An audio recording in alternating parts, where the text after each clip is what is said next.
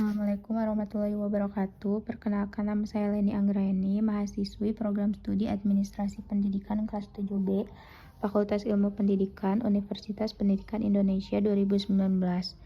Video ini dibuat untuk memenuhi tugas karya tulis ilmiah yang diampu oleh dosen Bapak Dr. Cepri Tiatna MPD tentang prosedur dalam menyusun karya tulis ilmiah atau desain penelitian. Di sini saya akan membahas mengenai isu atau masalah tentang angka partisipasi kasar atau APK. APK adalah rasio jumlah siswa berapapun usianya yang sedang sekolah di tingkat pendidikan tertentu terhadap jumlah penduduk kelompok usia yang berkaitan dengan jenjang pendidikan tertentu. Dalam melaksanakan program-program untuk mendukung capaian APK jenjang SD, SMP, dan SMA, terdapat beberapa faktor penghambat atau masalah, sebab dan akibat sebagai berikut. Pertama, mencerdaskan kehidupan bangsa merupakan salah satu tujuan negara sesuai amanat Undang-Undang Dasar 1945.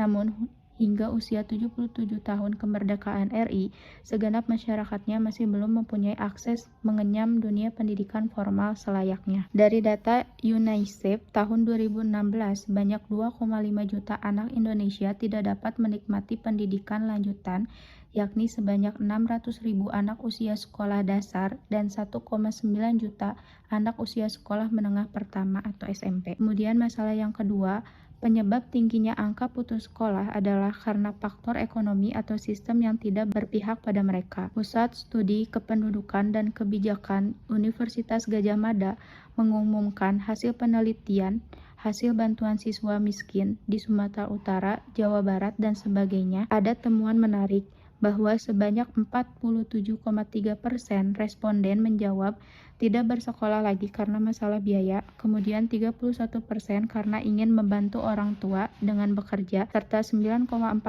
karena ingin melanjutkan pendidikan non-formal seperti pesantren atau mengambil kursus keterampilan lainnya. Kemudian masalah yang ketiga, salah satu upaya pemerintah berkaitan dengan pengurangan angka putus sekolah adanya program BOS. Program BOS adalah salah satu program pemerintah yang dibiayai dengan dana APBN. Pengaruh program BOS perlu diuji dengan outcome yang dihasilkannya. Salah satu outcome yang sangat penting menurut Departemen Pendidikan Nasional adalah tentang angka partisipasi sekolah atau APS atau daya serap pendidikan. Jadi, sudah sejauh mana program ini dapat meningkatkan partisipasi warga negara untuk bersekolah, atau sejauh mana program ini dapat meningkatkan angka partisipasi warga negara untuk mengenyam pendidikan. Sebab dari permasalahan tersebut adalah masih banyak anak usia sekolah jenjang pendidikan dasar, menengah, dan atas yang putus sekolah, serta akibatnya adalah target atau capaian perencanaan pendidikan tidak tercapai dan sasaran dinas pendidikan juga tidak tercapai. Dikarenakan masih adanya anak putus sekolah yang disebabkan oleh faktor pembiayaan,